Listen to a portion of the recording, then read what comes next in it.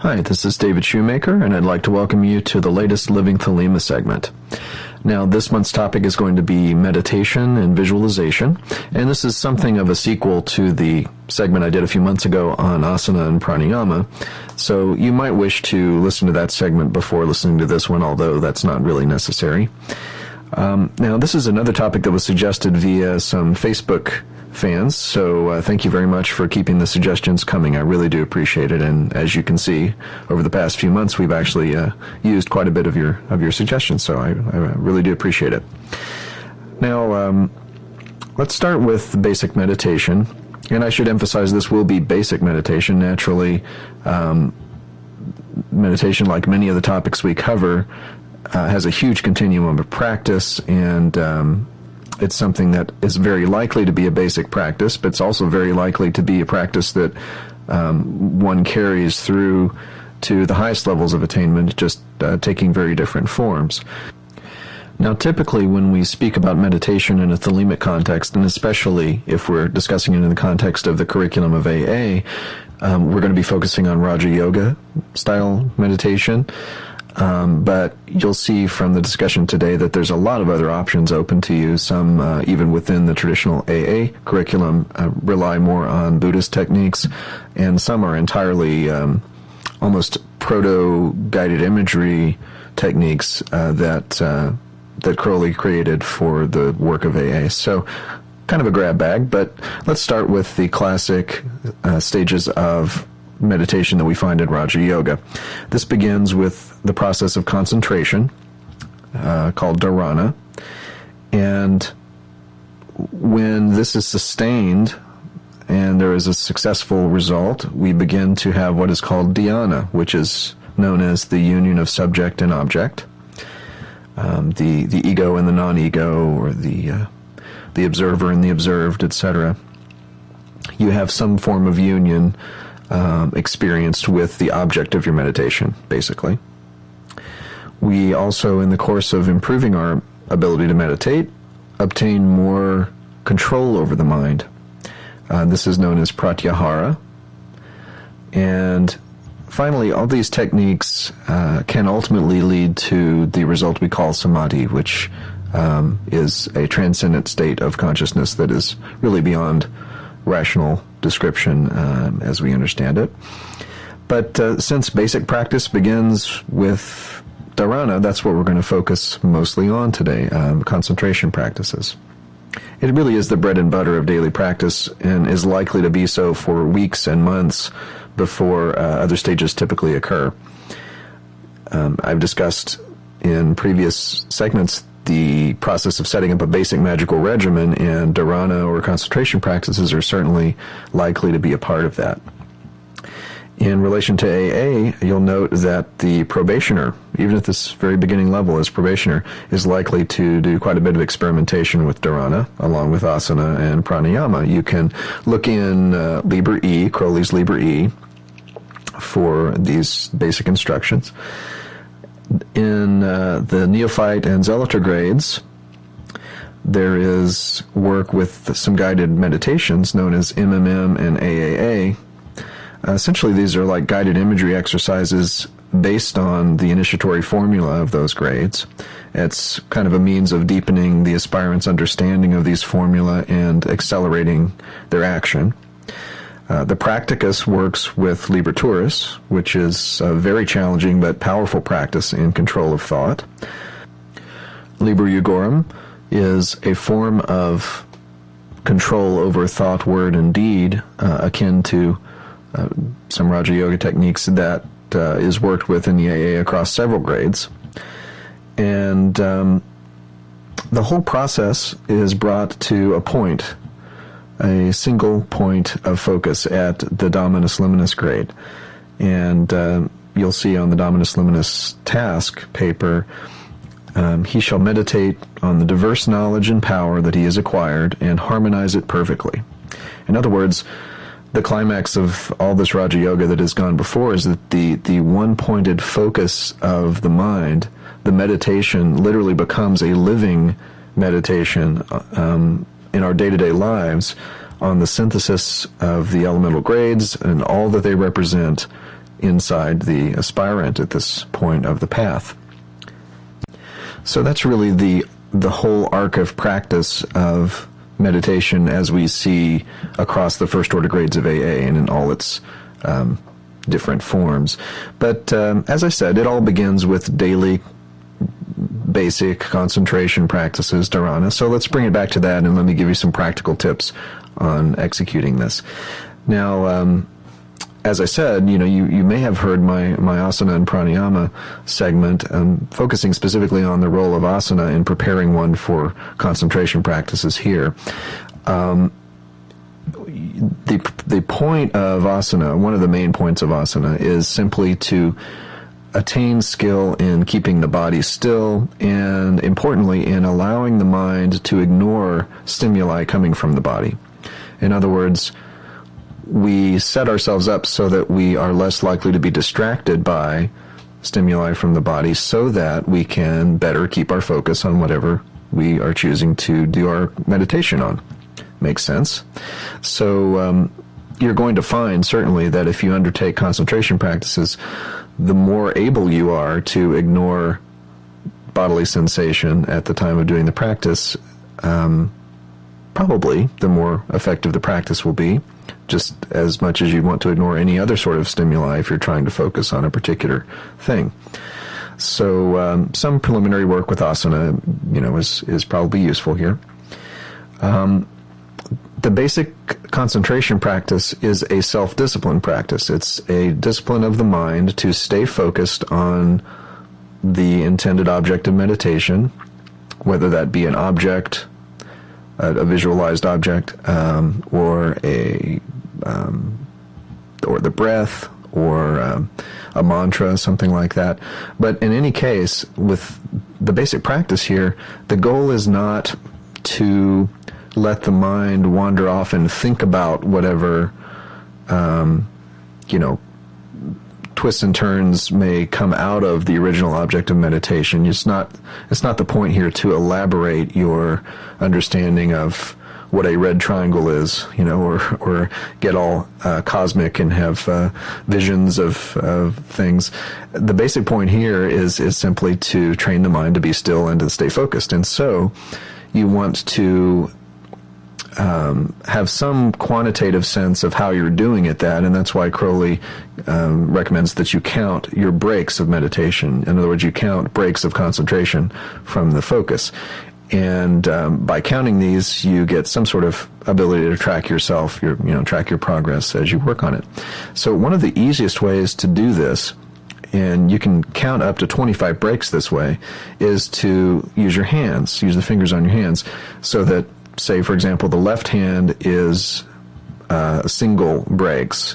You're counting up to 5 single breaks. As soon as you hit 5 breaks on that hand, you put down one finger on the other hand and repeat. So then you get another 5 on the left hand, and you have a second finger down on the right hand. So you've had 10 breaks.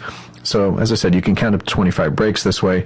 If you get past 25 breaks, just put it down as a bad session, and don't worry about counting past that too much. But a simple method there of keeping track of things.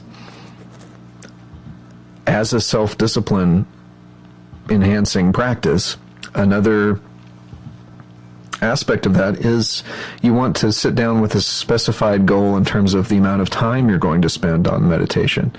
You want to train your mind to listen to your will, to your intention when it comes to anything, but in this instance, you're telling those more attention deficit prone aspects of your mind that we're going to sit here for 20 minutes or whatever it is, and we're not going to stop this practice until we've spent 20 minutes working on it. So Crowley says in one or two places, and I'm paraphrasing here, that it'd be far better to do 20 minutes exactly, because you said you would, of really lousy practice than it would to do 19 minutes of incredible practice but stop a minute early. Now, granted, that's for this stage of training where the whole point is the self-discipline of the practice.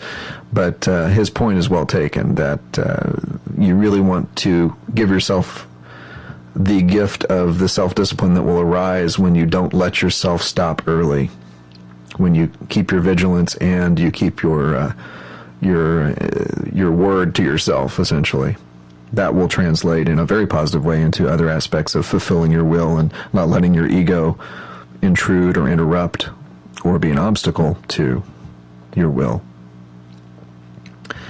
It's very important that your attitude toward meditation is one of allowing the mind to be still rather than forcing it to be still. Much like you can't lie in bed and force yourself to go to sleep. You don't, sleeping is not an active act in terms of initiating it. It's a passive one where you allow the mental control that keeps you vigilant and alert to be relaxed. So similarly, here you're relaxing that control in order to allow stillness of the mind. And along these lines, your attitude towards yourself during the practice should be probably on the gentle side rather than on the punitive side. That just ends up being a distraction from meditation if you're cursing at yourself for letting your mind wander. If your mind wanders for any of these practices, whether it's visualization or mantra or breath, awareness, whatever, simply think of it like a cloud passing over the sun, and you're just drawing your attention back to the focus of your meditation. There's no need to abuse yourself in the process. So let's start with one example of a style of meditation. That would be with a visual focus, a visualized object. Classically, you might choose one of the tattvas, such as the red equilateral triangle. And you'll notice as you start to try to focus on this, you can replicate this within 60 seconds if you try it right now. You'll notice that the mind will play all sorts of tricks on you, quite likely, within a few minutes of starting such a practice. The image will jump around, change color,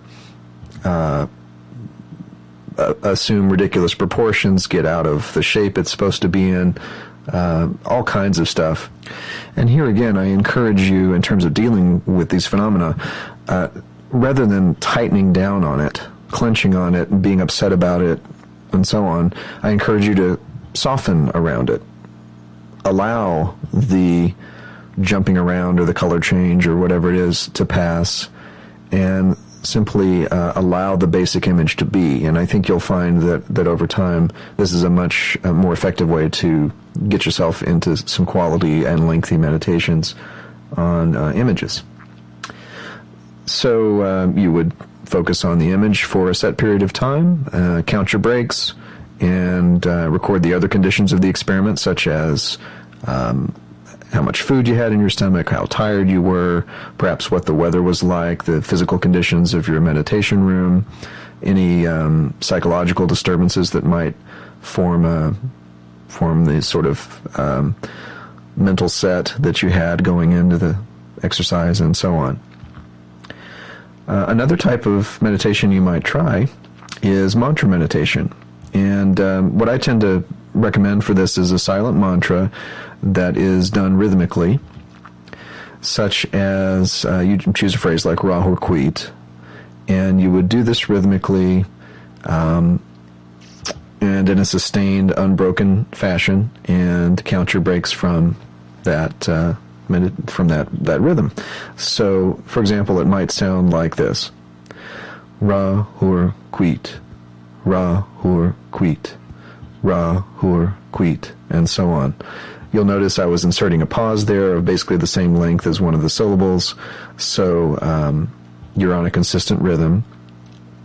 And just try that for the specified period of time. Now, naturally, that, as I said, this would be silent, so in order to demonstrate it, I kind of have to say it out loud, but this would be silent meditation on the mantra. Any mantra will work, but you probably want to choose something that you feel in harmony with and that you would not mind yourself uniting with in terms of advanced meditation result. Now, another type of practice would be breath awareness.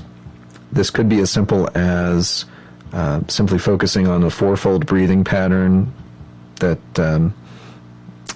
you would find described in some basic texts by Regardie and others. You simply have a consistent count on the in-breath, hold, out-breath, hold, and so on. Now, the key with this sort of practice is that you don't go too slow. You don't set yourself up to get out of breath by starting that pace too slow, and also don't link it to your heartbeat, because as you get more relaxed, your heart rate will slow down, and then you'll find that you're out of breath because you're trying to breathe too slowly. So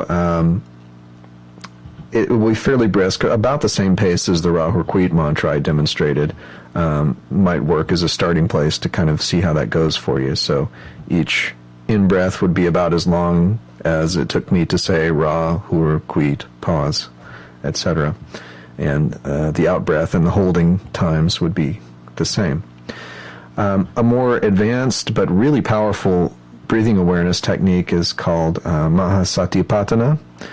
And this is a technique that Crowley describes in a couple places. It is simply observation of the passage of the breath, and a mantra. It's not exactly a mantra, but it's an inward statement of noticing based on your observation.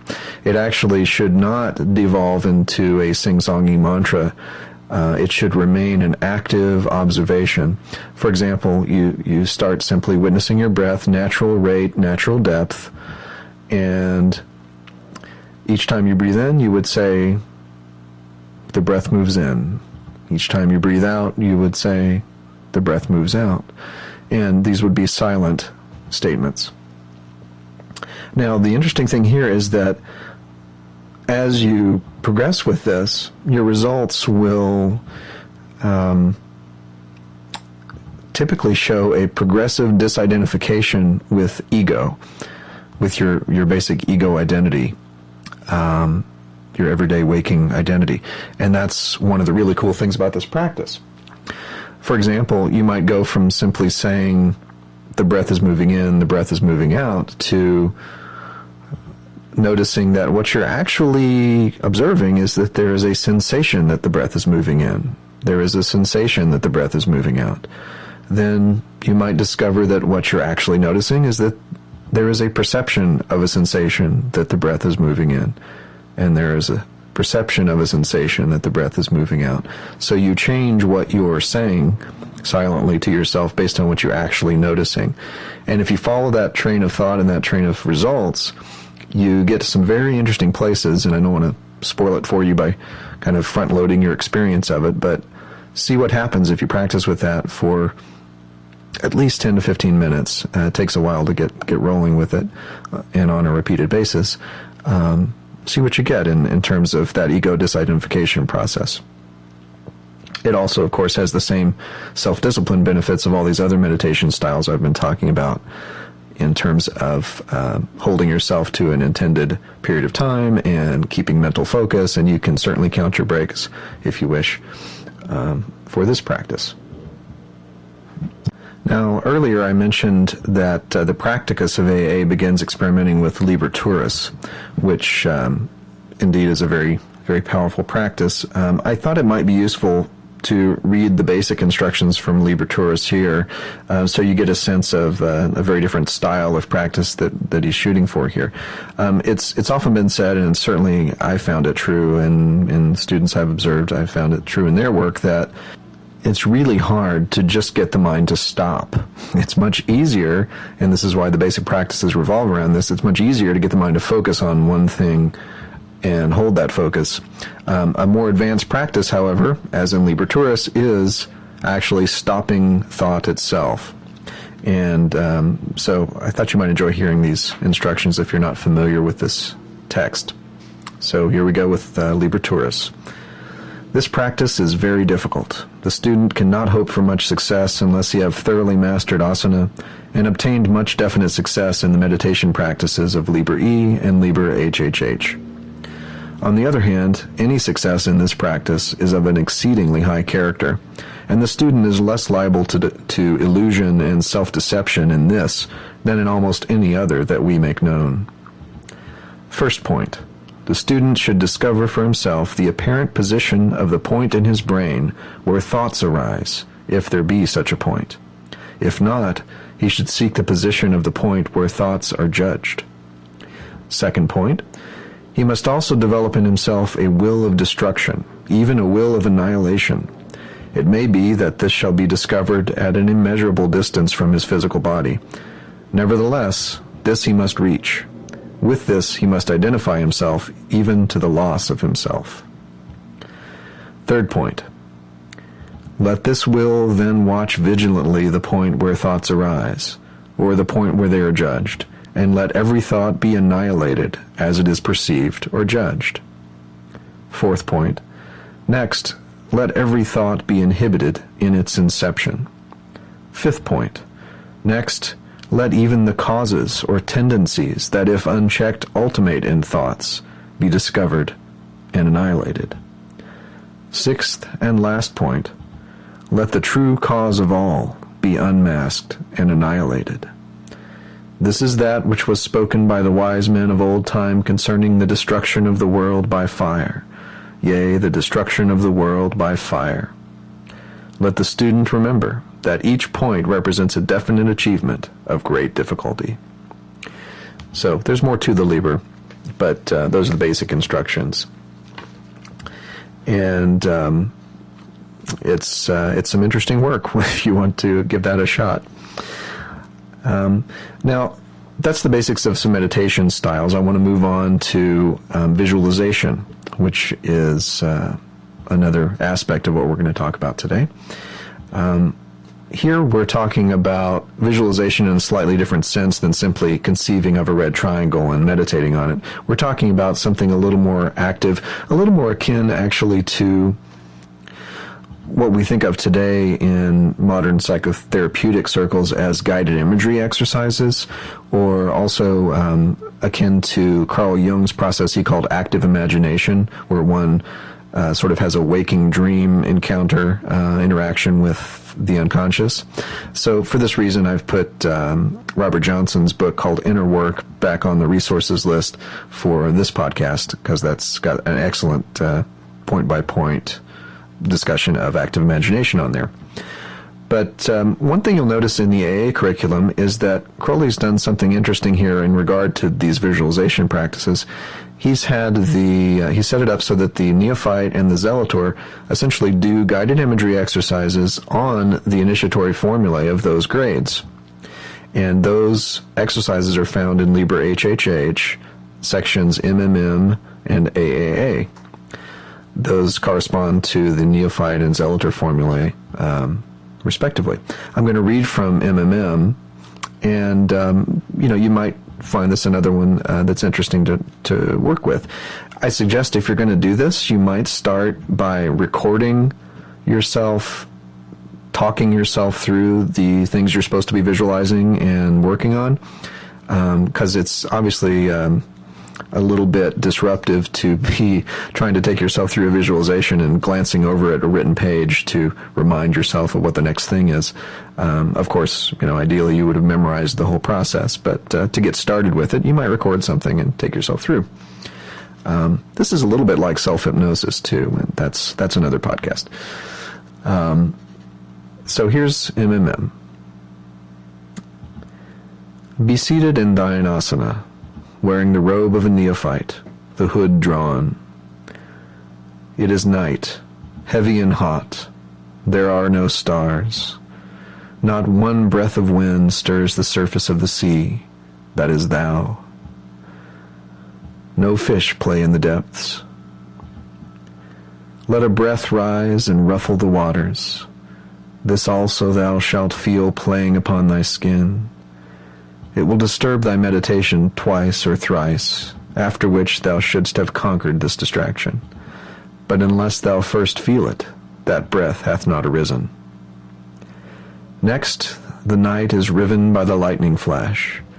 This also shalt thou feel in thy body, which shall shiver and leap with the shock, and that also must be both suffered and overcome. After the lightning flash, resteth in the zenith a minute point of light, and that light shall radiate until a right cone be established upon the sea, and it is day. With this thy body shall be rigid automatically, and this shalt thou let endure, withdrawing thyself into thine heart in the form of an upright egg of blackness, and therein shalt thou abide for a space.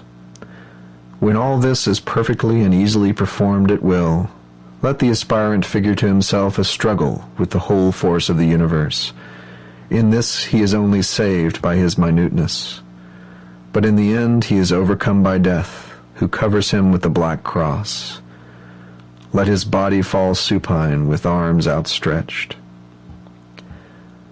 So lying, let him aspire fervently unto the holy guardian angel. Now let him resume his former posture. 22 times shall he figure to himself that he is bitten by a serpent, feeling even in his body the poison thereof. And let each bite be healed by an eagle or hawk, spreading its wings above his head, and dropping thereupon a healing dew. But let the last bite be so terrible a pang at the nape of the neck that he seemeth to die, and let the healing dew be of such virtue that he leapeth to his feet.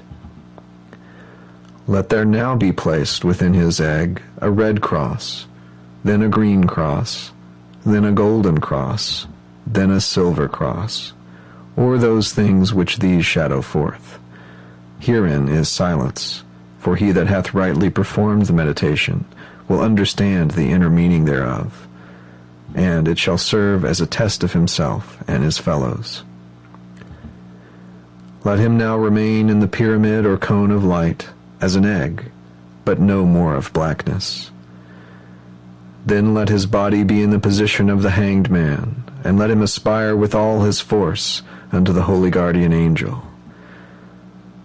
The grace having been granted unto him, let him partake mystically of the Eucharist of the 5 elements, and let him proclaim light and extension. Yea, let him proclaim light and extension. So those of you familiar with the formula used in Liber Pyramidos and elsewhere, which ties in with this neophyte formula, will easily see some correlations there in terms of what's being visualized and what happens in those rituals. But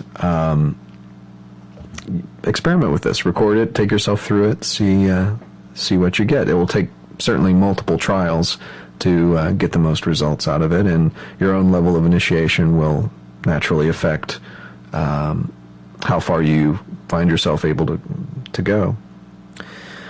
Now, a couple other suggestions for other kinds of visualizations or imagery exercises that you can do. We'll do something more in-depth in a later podcast here in terms of getting you into a receptive state along the lines of self-hypnosis or deep relaxation, and then working with some sort of visualization. But let's assume for the time being that you're able to sit still, relax, clear your mind, settle into rhythmic breathing, and visualize some stuff. So here's some suggestions on what you could visualize. One thing very effective for many people is to, once you're into deep relaxation, you go, say, down a path into the forest, and you visualize what you're conceiving of as your inner teacher coming toward you. Now, you could see this as kind of a glimmer of the holy guardian angel, however you like, but in any case, it's an inner teacher that you have confidence in, and this teacher approaches, and you ask the teacher for a symbol, a word, a teaching, some sort of observable, experienced action that will be an important message for you. So it's like an inner divination, essentially, using visualizations. Another exercise that I've used quite a bit, I've used this with my patients and with my students as well, is to do a sequence of visualizations of all the forms of love you have experienced, to build in yourself a sense of your vast capacity for experiencing love and actually generating all of those feelings yourself autonomously. So you would go through a series of visualizations where you tried to tap in as viscerally as possible to the hug you might receive from a loved one, the hug of a parent, the laughter of a child, the embrace of a lover, all these different forms of love, even inanimate things like kind of falling in love with a beautiful sunset on a particularly impressive day, things like that. So just take yourself through that sequence and build up those feelings inwardly and try to lock that in and hold on to that. Another thing you can try is, along the lines of the divination kind of idea here, is you can visualize that you're going down into the recesses of your mind, go down into a deep tunnel or down an elevator or some, whatever visual device works for you downstairs, often works.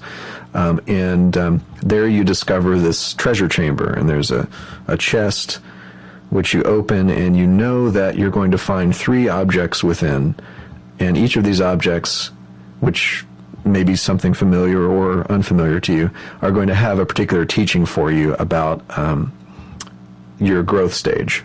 It might be a suggestion to overcome an obstacle, it might be something that gives you insights into where you're at with things, but you just very mindfully choose these objects, take note of what they are, come out of the meditation, and later,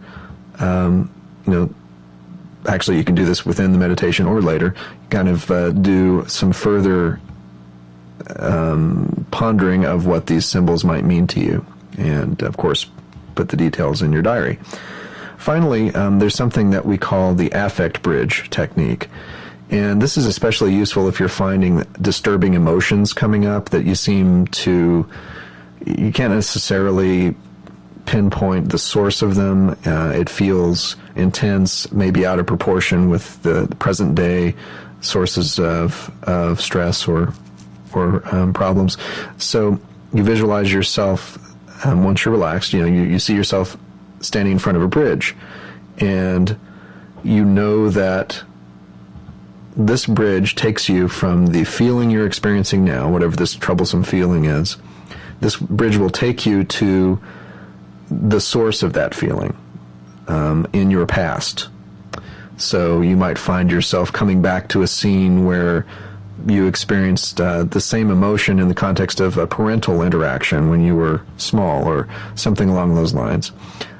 Just a way of kind of breaking through the conscious control that the ego tends to exert, and breaking through the limitations of the present day into deeper memory storage, if you will. Okay, so that's the podcast for today. I hope you found some useful techniques here. Obviously, as I've said a couple times today, there's areas we can and will expand on in future segments, but this will get you started. Thanks again for the feedback that led to this particular episode, and I want to encourage you to please do email or post on Facebook with other suggestions and comments that you have. You can contact me via email at livingthelema@me.com. That's me.com. And at livingthelema.com, you will find the usual lists of resources and my bio and other contact info there. Visit us on Facebook as well, and on the Speech and the